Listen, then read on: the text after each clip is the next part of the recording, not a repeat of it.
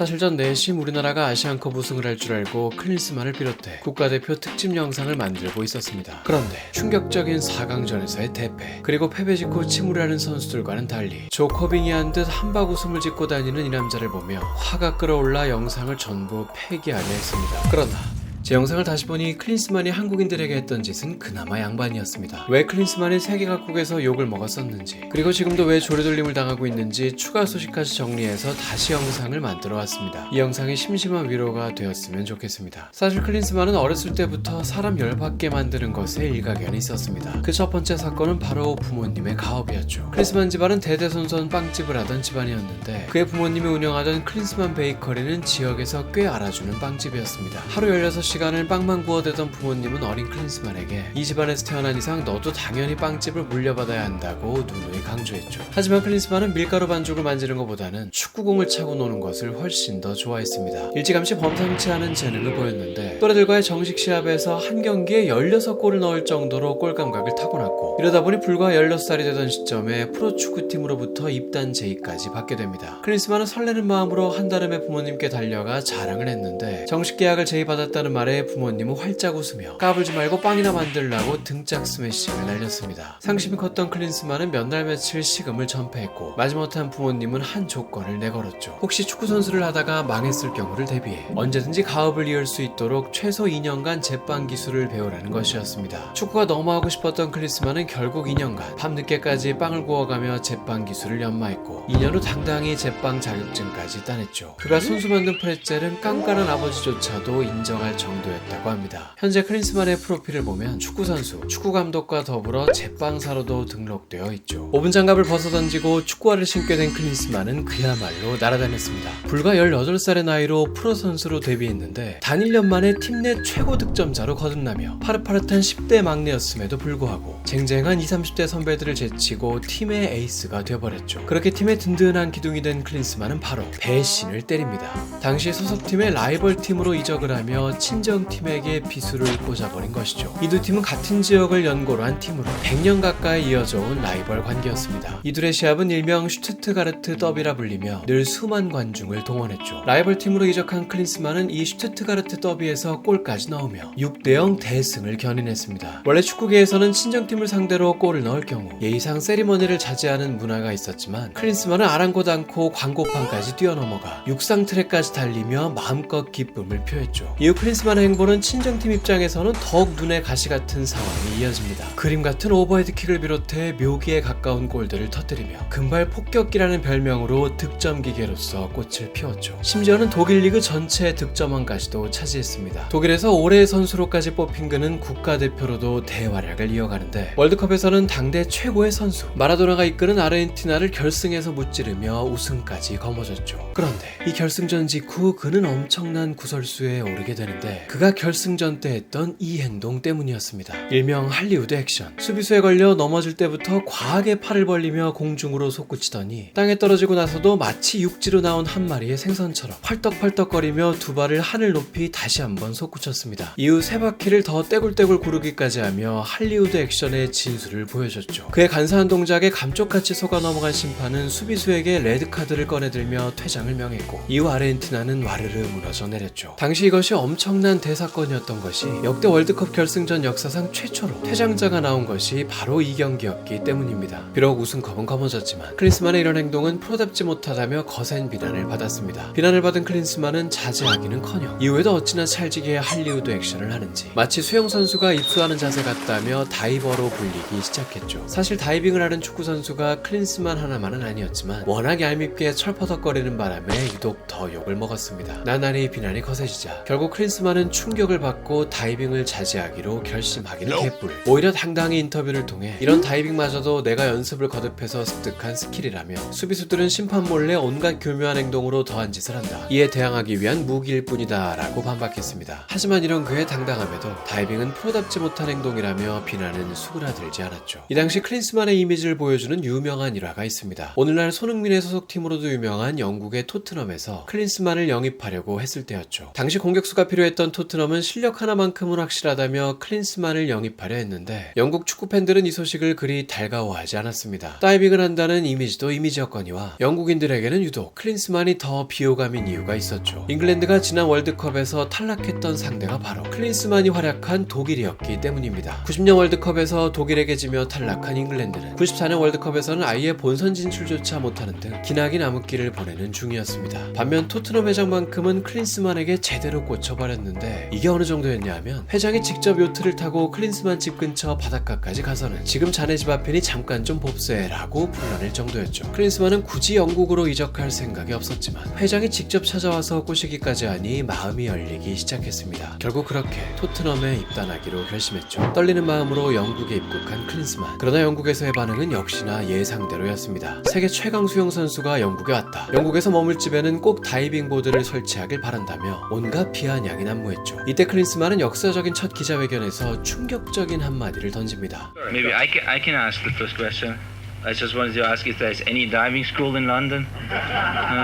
실실 웃으며 기존세의 면모를 보이는 클린스만을 보며 기자들과 대중은 할 말을 잃었고 사람 하나 사회적 매장시키는 건 일도 아니라는 당시의 무지막지한 영국 언론의 공격에도 클린스만은 눈 하나 깜빡하지 않았죠. 그리고 다가온 개막전 상대팀의 어마어마한 야유 속에 경기가 시작됐습니다. 클린스만은 가볍게 폴짝 뛰어올라 헤딩골을 장렬시켰고 상대팀에게 보란듯이 다이빙 세리머니를 해버립니다. 뒤따라온 동료들도 클린스만 옆에서 희죽거리며 함께 다이빙을 했죠. 안 그래도 밉상의 선수가 도발하듯 다이빙 세레머니까지 펼쳐버리자 영국 축구 팬들은 또다시 충격과 공포에 빠졌고 특히 현장에 있던 상대팀 팬들은 핏대를 세우며 욕설까지 퍼부었습니다. 이 다이빙 세리머니가 얼마나 충격적이었으면 BBC가 선정한 역대 상징적인 프리미어리그 세리머니 탑10에 포함되기까지 했죠. 이날 클린스만의 다이빙 세리머니 도발에 열받은 상대팀 선수들은 보복성 파울로서 클린스만을 응징했습니다. 실제로 이날 클린스만은 코피를 흘리며 기절까지 하게 됐고 들것에 실려나가는 최후를 맞이했죠. 다이빙 세리머니에 기절해서 실려나가기까지 했으니 클린스만의 데뷔전은 영국 전역에서 역대급 화제거리였습니다. 기자들은 클린스만에게 혹시 다이빙 세리머니는 당신을 비난한 사람들을 조롱하려고 한 것이냐고 물었죠. 이에 대해 클린스만은 피식 웃으며 절대 조롱의 의도가 아니었다. 영국 축구 팬들의 유머와 열정에 대해 감사를 보여주기 위한 것이었다고 사실상 또 한 방 먹이는 발언을 해 또다시 대중은 할 말을 잃었죠. 상대팀 팬 입장에서는 속 터지는 존재였지만 최소한 토트넘 팬들 사이에서 그는 영웅급 활약을 펼쳤습니다. 데뷔하자마자 6경기 만에 7골을 득점하며 프리미어리그 이달의 선수로까지 선정됐고 단 한 달 만에 팀의 에이스가 된 그의 유니폼은 불티나게 팔려나갔죠. 오죽하면 그가 처음 입단했을 때 내가 클린스만을 싫어하는 이유로 특집 기사를 냈던 기자가 단 2달 만에 내가 클린스만을 사랑하는 이유로 기사를 바꿔서 낼 정도였습니다. 어느덧 영국은 서서히 클린스만에게 빠져들고 있었죠. 첫 시즌에 21골 10도움으로 맹활약을 펼친 클린스만은 불과 1년 만에 토트넘의 레전드급 선수가 되었습니다. 그렇게 팀의 기둥이 된 클린스만은 바로 배신을 때립니다. 첫 시즌 종료 한 달 전에 돌연 다른 팀으로 이적하겠다고 발표를 해버린 것이죠. 이 소식을 듣고 가장 당황했던 건 클린스만의 집 앞까지 가서 그를 꼬셔왔던 토트넘 회장이었습니다. 어떻게 1년 만에 바로 나갈 수 있냐며 뒤통수를 치는 행동이라고 길길이 날뛰었죠. 회장의 만류에도 불구하고 클린스만의 의지는 확고했습니다. 오히려 이를 바득바득 깔고 있는 회장에게 그동안 고마웠다며 자신의 유니폼에 사인까지 해서 선물을 했는데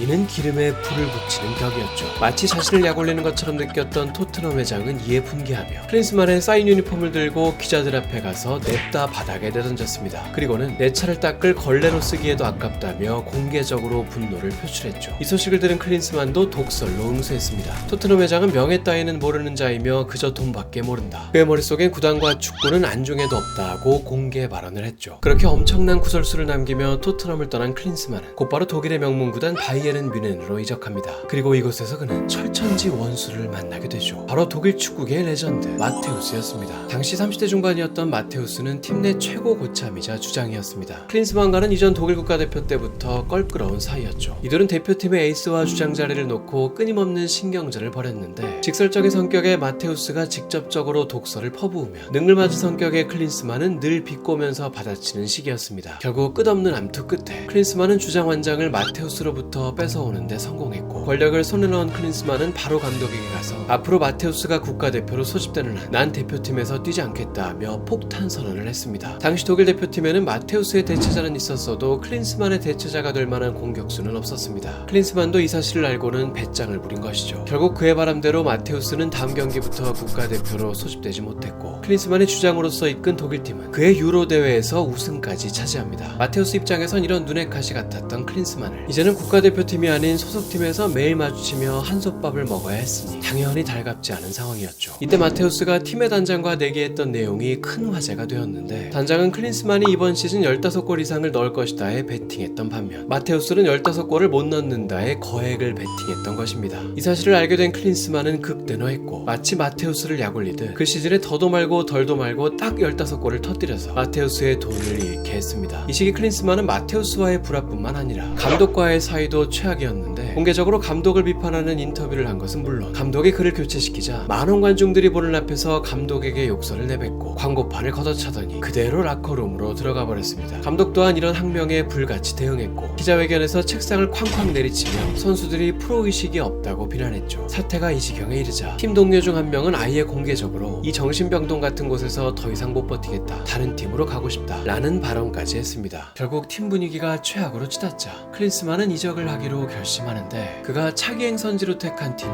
모두를 놀라게 했죠. 다름 아닌 토트넘이었던 것입니다. 회장에게 걸레만도 못한 유니폼이라는 욕을 먹은 지 불과 2년 만에 돌아오게 된 셈인데 당시 시즌 중이었던 토트넘은 꼴찌권에서 허덕이며 20년 만에 찾아온 강등 위기라는 벼랑 끝에 몰려 있었습니다. 시즌 중에 감독까지 잘렸던 최악의 시점이었죠. 클린스만에게 감정적인 앙금이 남아있던 토트넘 회장이었지만 결국 프로 비즈니스맨이었던 그는 개인적 감정에 얽매이지 않고 클린스만과 임대 계약을 맺었습니다. 그리고 이 결정으로 인해 구단은 죽다 살아나게 되죠. 돌아온 클린스만은 마지막 남은 6경기에서 모두 골을 넣으며 엄청난 활약을 펼쳤고 특히 강등이 걸린 마지막 경기에선 혼자서 4골을 몰아치며 6대2 대승을 이끌었습니다. 이렇게 해서 토트넘은 극적으로 20년 만에 강등을 피할 수 있었죠. 클린스만은 팀의 구세주이자 레전드라며 어마어마한 칭송을 받았습니다. 이 역사적인 사건을 끝으로 은퇴를 선언한 클린스만. 이후 그는 미국 캘리포니아로 이민을 가서 은퇴 후의 삶을 즐겼습니다. 그런데 서서히 축구계에서 잊혀져 가던 그의 이름이 다시금 세간을 떠들썩하게 하는 사건이 벌어지는데 생뚱맞게도 그가 독일 대표팀 감독으로 부임한다는 것이었습니다. 이게 얼마나 파격적인 뉴스였냐 하면 국가대표 감독이라는 요직에 감독은커녕 코치 경력조차 전무한 생초짜 클린스만을 내세운 것이었습니다. 당연히 독일 국민에게도 큰 충격이었죠. 당시 독일에선 오히려 클린스만의 5월의 낭수 마테우스가 감독을 맡을 거라는 여론이 많았습니다. 마테우스는 당시 이미 감독 경력을 꽤 오래 쌓은 시점이었고 당시 헝가리 국가대표를 맡아 독일과의 친선전에서 2대0으로 승리하는 등 감독으로서 꽤 준수한 평가를 받고 있었죠. 마테우스 본인도 언론을 통해 독일 국가대표를 맡고 싶다는 의중을 내비쳤습니다. 그렇기에 클린스만의 감독 선임 소식은 마테우스 입장에선 더 이가 갈릴 만한 상황이었죠. 마테우스는 독일 축구협회가 납득할 만한 절차 없이 인맥으로 감독 선임을 한다며 불만을 표출했지만 이런 발언은 축구협회를 더 적으로 돌릴 뿐이었습니다. 이런 잡음 속에 인생 첫 감독직을 맡은 클린스만은 마테우스의 저주를 듬뿍 받아서 그런지 성공했습니다. 뭐요? 클린스만의 부임 이후 독일 대표팀이 보란듯이 부활했던 것이죠. 이 당시 독일 대표팀이 어떤 수준이었는지를 알면 놀랄만한 부활이었는데 그가 감독을 맡기 전까지만 해도 유로 대회에서 2연속 조별리그 탈락을 하는 등 수년간 극심한 침체기에 빠지며 녹슨전차라는 오명을 쓰고 있었습니다. 클린스만의 부임 전 독일은 피파 랭킹 22위까지 추락했는데 축구 역사상 독일이 20위권밖까지 밀려난 것은 전무후무한 사태였죠. 그런 독일 대표팀을 맡게 된 클린스만은 월드컵에서 3위라는 호성적을 거두며 감독으로서 성공적인 데뷔를 했죠. 피파 랭킹마저 단숨에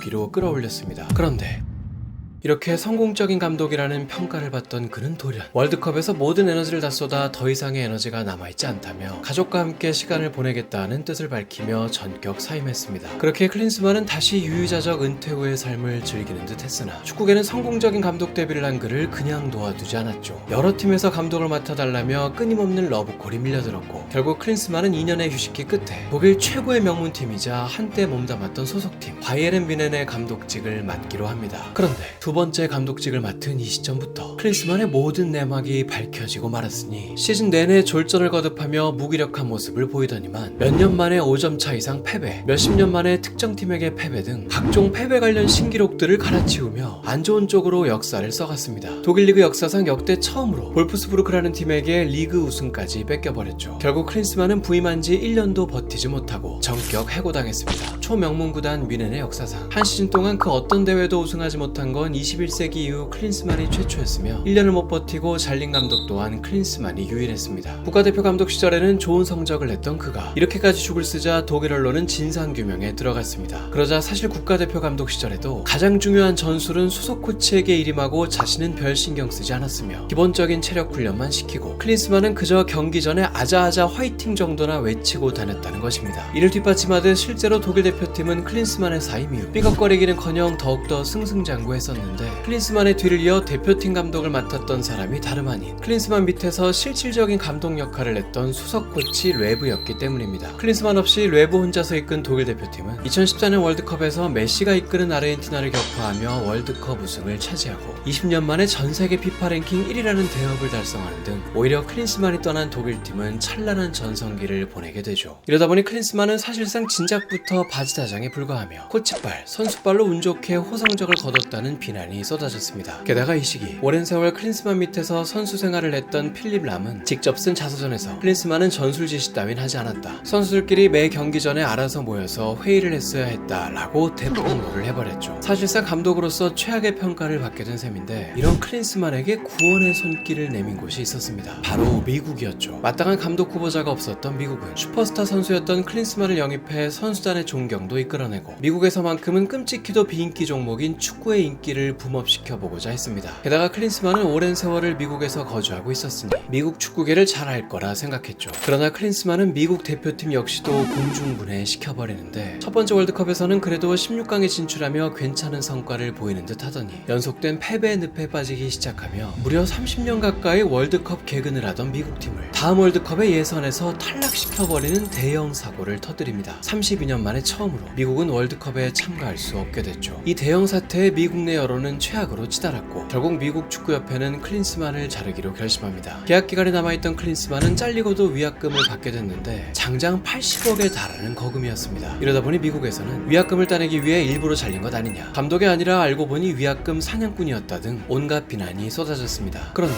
클린스만에게는 정녕 운을 끌어당기는 무언가가 있는 것인지 미국 감독직을 내려놓은 지 얼마 지나지 않아 그는 독일의 프로팀으로부터 또 감독 제의를 받게 됩니다. 이 팀의 이름은 헤르타 베를린. 당시 강등 위기에 처해 있던 위태로운 팀이었습니다. 지푸라기를 잡는 심정으로 클린스만을 감독 자리에 앉혔지만 클린스만은 그냥 지푸라기가 아니라 독이 묻은 안녕하세요. 지푸라기였죠. 이 팀에서 클린스만은 역대급 사고를 치게 되는데 바로 그 유명한 70일 만의 도주 사건입니다. 감독을 맡은 지 단 70여일 만에 스스로 그만두겠다는 발표를 했는데 이 사임을 발표하는 방식이 독일 전역을 충격에 빠뜨렸습니다. 정식적인 절차를 통해 구단 관계자에게 사임 의사를 밝힌 것이 아니라 난데없이 페이스북 라이브 방송을 키더니 대중들을 상대로 사임하겠다고 공표해버린 것입니다. 아무런 예고도 듣지 못한 채 웬 라이브 방송을 통해 감독의 사임을 알게 된 구단 측은 난리가 났죠. 비상식적이고 무책임한 행동이라며 비난이 쏟아졌지만 클린스만은 아랑곳 않고 미국으로 가버렸습니다. 그가 벌집을 쑤시듯 해집고 간 팀은 최악의 분위기가 되었고 결국 팀은 그의 2부 리그로 강등됐죠. 독일 언론에서는 역대급 빤스런이라며 비난이 쇄도했고 그의 감독 생명은 영원히 끝난 듯했죠. 그러나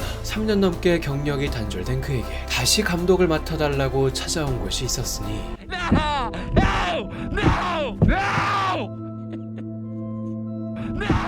바로 대한민국이었습니다. 이 믿기지 않는 소식을 접한 독일 언론은 대한민국 정도 되는 급 있는 나라가 뭐가 아쉬워서 이런 광대 같은 감독을 선임하냐며 의아해했고 위약금 80억까지 뜯기며 크게 대인 바 있던 미국에서도 마찬가지의 반응을 보였죠. 이런 우려 속에 한국 대표팀 감독으로 부임한 클린스만은 각종 피해자들의 예상 그대로 해외에서의 재택근무를 일삼았습니다. 왜 한국에 상주하지 않냐고 묻자 국가대표 훈련시설이 있는 파주가 북한과 너무 가까워서 싫다며 질문한 기자마저 할 말을 잃게 만드는 답변을 내놓았죠. 그리고 한마디로는 노트북이 곧 내 사무실이라며 해외 재택근무로도 일을 잘할 수 있다고 고집을 굽히지 않았습니다. 결국 클린스만은 충격적인 요르단전의 패배 이후 한국에서 채 1년도 채우지 못하고 온갖 문매를 맞으며 전격 경질됐죠. 그러면서 70억 원에 달하는 위약금을 두둑히 챙기게 됐는데 이러다 보니 위약금 사냥꾼이라는 별명이 또다시 수면 위로 떠올랐죠. 경질 이후 클린스만은 바로 인스타에서 한국 축구 계정을 언팔했고 최근엔 미국의 한 커피숍에서 특유의 생글생글한 웃음을 짓고 담소를 나누고 있는 모습이 목격됐습니다. 현재 해외에서는 그에 대한 다양한 보도들이 이어지고 있는데 감독 자리가 비어있는 중국 국가대표팀이 클린스만을 차기 감독 후보로 고려하고 있다는 충격적인 보도도 있으며 영국의 한 매체에서는 현재 김민재 선수의 소속팀이기도 한 바이에른 뮌헨이 다음 시즌 감독 후보로 클린스만을 물망에 올렸다는 어처구니 없는 보도까지 있습니다. 과연 클린스만이 또 다른 곳에서 감독 생활을 이어갈 수 있을지, 그렇다면 또 다른 피해자가 생겨날지 추가 뉴스거리가 생기면 또 소식 전해드리겠습니다. 가시기 전 좋아요와 구독 부탁드립니다.